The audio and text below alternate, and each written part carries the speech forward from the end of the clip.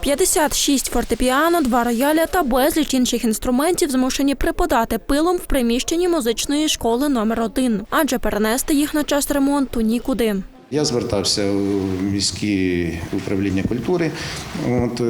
Нам так і не підшукали приміщення, де ми мали би перевезти ці інструменти. Звичайно, на це потрібно великі кошти, тому що це треба наймати людей, які будуть їх переносити, ці інструменти. Саму проектно-кошторисну документацію на проведення капітального ремонту школи розробили ще у 2016-2017 роках. Тоді на усе, згідно проведених експертиз, потрібно було 11 мільйонів гривень. А зараз, зазначає директор школи, реконструкція потребує ще більших витрат. Будівництво квадратного метра нової будівлі набагато дешевше, ніж реконструкції. Тому бажано було б збудувати нове приміщення.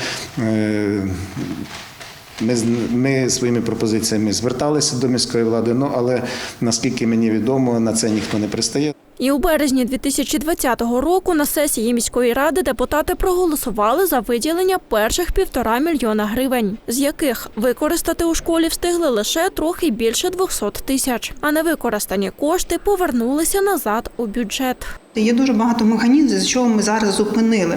Кошти зараз не надходять. Виключно сесійне питання. Наскільки мені відомо, або на кінець березня, або на початок квітня буде розглядатися розподіл коштів на капітальні видатки. Як тільки вони підуть, зразу відновлюються ремонтні роботи. Але от за яку суму депутати проголосують, невідомо. Оскільки лише на 3 управління в бюджеті закладено близько 300 мільйонів гривень. І окрім музичної школи, кошти потребують ще понад 120 об'єктів у місті. І, власне, ми не можемо ніяк переступити це і позачергово скликати сесію не можна, тому що це не стосується тільки одного приміщення. На розподіл капітальних видатків очікує все місто.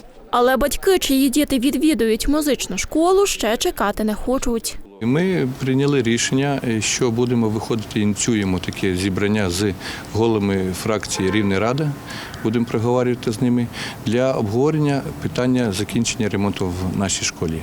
Бо моя дитина особисто, вона цілий рік випав і вона не займається в цьому приміщенні.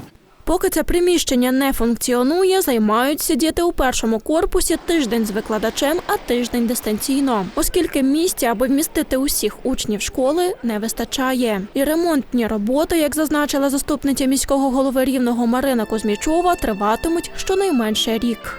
Ольга Мосійчук, Богдан Котнюк. Новини Рівного.